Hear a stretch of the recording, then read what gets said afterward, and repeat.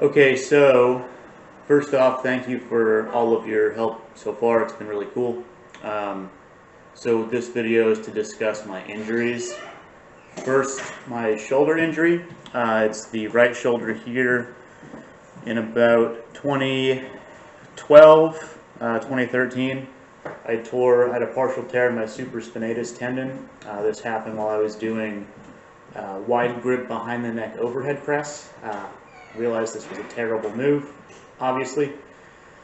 So I did the rehab, and just occasionally I'll have a relapse into pain, and usually some rest and movement restriction and NSAIDs will clear it up in a couple weeks.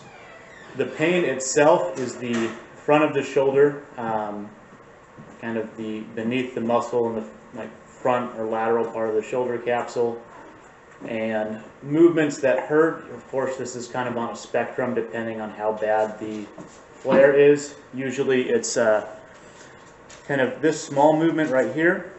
There's usually pain right there, here, and this should be pain-free. When I am in pain, any moving of the shoulder forward like this usually produces pain, or reaching across the body will produce pain. I try to keep the shoulders down and back, kind of locked in that position, and that usually does a good job in reducing pain with day-to-day movements. But of course, because of this, I have avoided a lot of pressing movements in my training thus far, including dips and a lot of overhead movements, although I have included barbell overhead press in the past.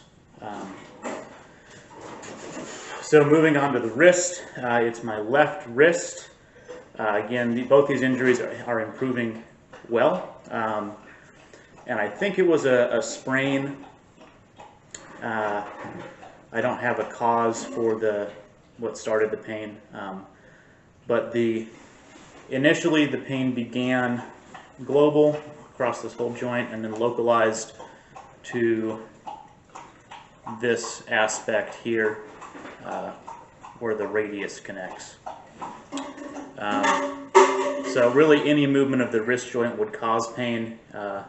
Any flexion or extension or lateral movement would be unbearable, and the pain in the wrist was 8 out of 10 at the worst. I couldn't hold cups or water bottles, but I did put a brace on, and that improved the pain there.